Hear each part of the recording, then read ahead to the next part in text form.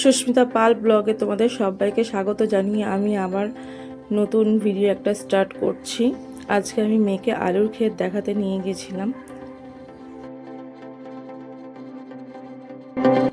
আলুর ক্ষেত দেখানো হয়ে গেছে মেয়েকে, কিন্তু এবারে সর্ষের ক্ষেত দেখাবো। তার জন্য আবার বেরিয়ে পড়লাম। কাছাকাছি সর্ষের ক্ষেত দেখতে পাচ্ছি না। এই যে এপাশে একটুখানি সর্ষের ক্ষেত দেখেছি, কিন্তু ভাল লাগছে না দেখতে অতটাও।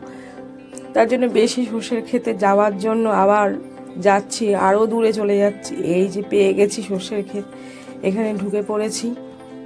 চারিদিক খালি ফুল দেখে তো আমি অবাক হয়ে গেছি। মেয়ে কতটা আশ্চর্য হয়েছে জানি না, তবে আমি তো আরো বেশি আশ্চর্য হয়ে গেছি। কি সুন্দর! আর ও তো ফুলের মাঝখানে লুকিয়ে পড়ছে, আবার ওখান থেকে বলছে এই যে আমি এখানে। মা, প্রাকৃতিক সৌন্দর্য খুবই সুন্দর, এই নিয়ে তো কোনো কথাই হবে না। আর ও লুকাচ্ছে আর ওর পেছনে পেছনে ওর বাবা দৌড়াদৌড়ি করছে। এই যে এখনই দেখো ও পড়ে গেছে। আসলে সরু আলের ওপর থেকে হাঁটা তো অভ্যাস নেই, সেই কারণে ওই এবড়ো খেবড়ো মাটির ওপরে পা দিয়েছে আর পড়ে গেছে। এখন ওর কাছেই যাচ্ছি, দেখি কোথায় লেগেছে।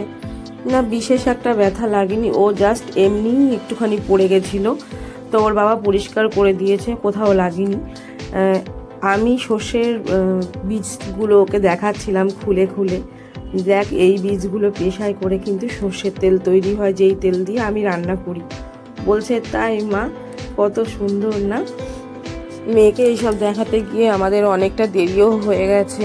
আমরা আসলে অনেকটা দূরে চলে এসেছি, তো আবার অতটা আবার যেতেও হবে বাড়ির দিকে, অনেকটা রাতও হয়ে যাবে। তো এখন আর ও কি করছে, খালি সর্ষের ক্ষেতের পেছনে গিয়ে লুকিয়ে পড়ছে। তাই জন্য ওকে একটা বকা দিলাম খুব জোর। এখানে যদি খুঁজে না পাই তখন কি হবে? আরও লেট হয়ে যাবে বাড়ি যেতে। আমরা এবারে এখান থেকে বেরিয়ে যাচ্ছি। আমাদের কেমন লাগছে সর্ষের ক্ষেতে